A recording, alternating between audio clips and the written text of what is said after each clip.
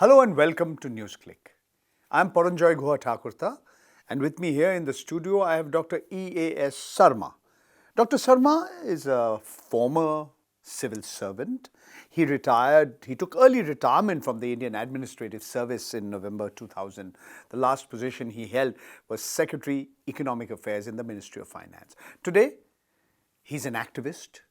He is involved with people's movements, trying to help the underprivileged, the poor, as a litigant, as an activist. Dr. Sarma, thank you very much for giving us your time.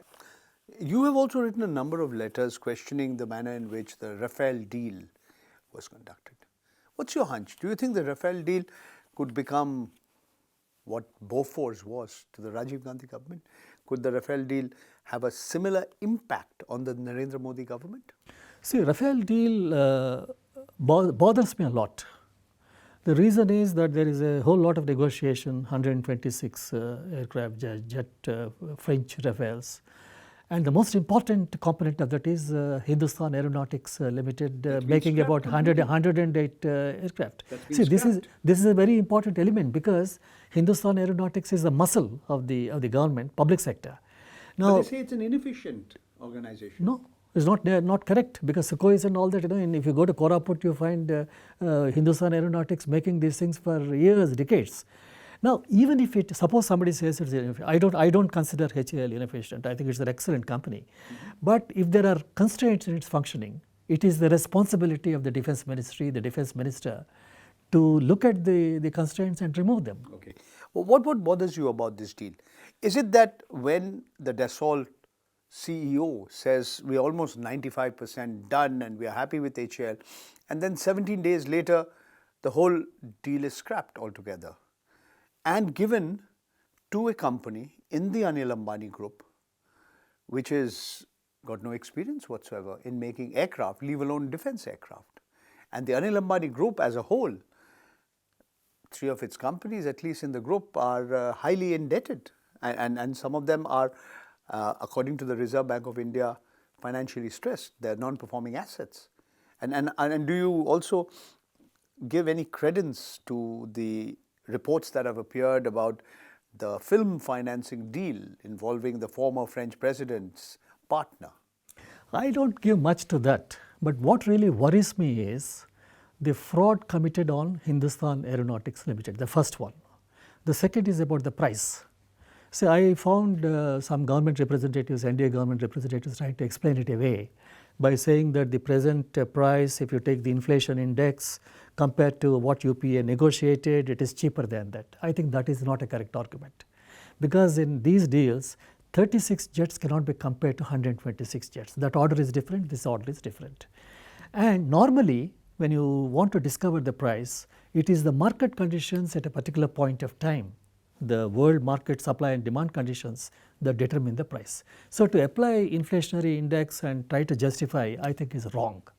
So, I personally feel that the biggest question I think the government should answer is that how an excellent public sector undertaking like Hindustan Aeronautics was jettisoned, and the second, the defense procurement procedures. Tell me something. There are some deviations in the sense, see when you suddenly jettison the old order, there must be a cabinet committee on security decision on that.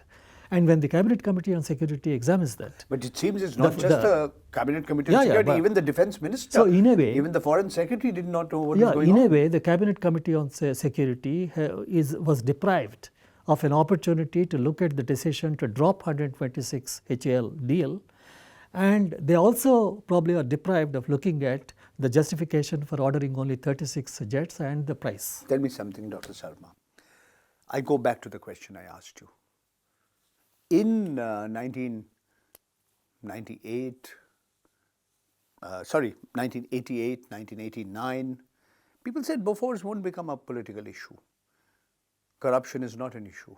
Do you think the whole Rafale deal and what the opposition is alleging would make a difference to public opinion about the Narendra Modi government?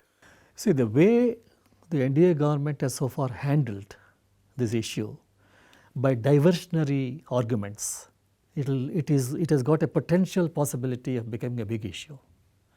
had the NDA government come out openly and transparently and taken the parliament into confidence and the people into confidence, probably things would have been much better for the government. So I personally feel that the way I think today it looks as though it has got the potential possibility of becoming a question mark, a big question mark. My last question to you. During the emergency, during the mid-70s, Indira Gandhi was accused of undermining many institutions. She put her political opponents behind bars. Judges were superseded. Do you see that any difference between the emergency of the mid-70s and the situation prevailing today as far as the undermining of institutions are concerned? The emergency declared by Indira Gandhi at the time was a formal emergency which was bad because of the open defense of institutions. It started in June 75. By January 77, the elections had been announced. Yeah. And March 77, she lost the election. But what really worries me today is that institutions, India's institutions must be very strong. India's democracy depends on the rule of law and the integrity of its institutions.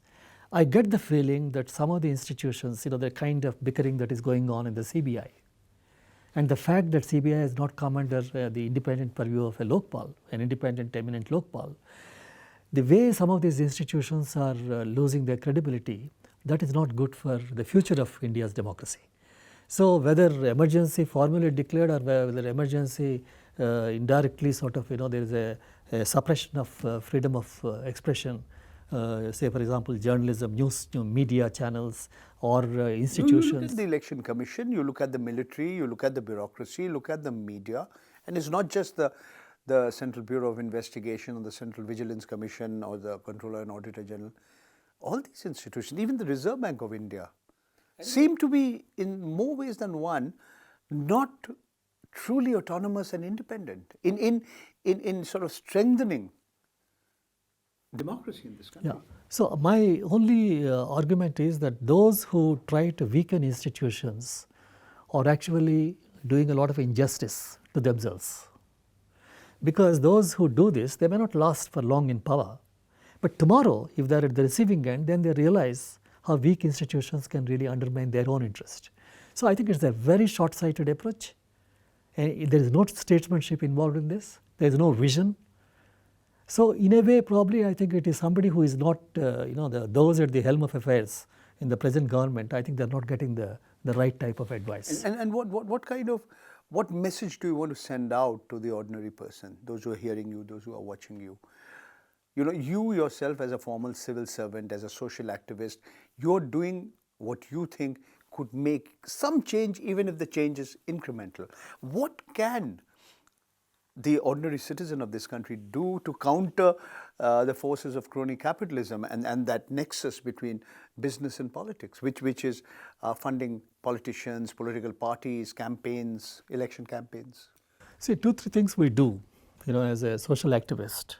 One is I go to the foundation of India's democracy, that is wards, villages, and go to the people and ask them to prepare their own manifestos, their own problems, and then make the candidate who takes their vote accountable to them by reporting to them every 3 months. That's one. The second is that I am also an activist promoting the use of Right to Information Act. So I generally ask the people to demand transparency in the functioning of the government. And I give them an example that there is a butterfly effect. An MIT scientist engineer, when a butterfly flaps its wings, sometimes that small perturbance can develop into a storm. A butterfly flipping its wings in South America can probably create a storm in Indonesia. So I believe in people being optimistic in this. So I hope you are also being practical, and this optimism is grounded in reality. Absolutely. Our Praja Manifesto program, which actually Arvind Kejriwal did it in Delhi to some extent, mohallas, and we tried it in Visakhapatnam. When I do that, I feel that I think this has got a future.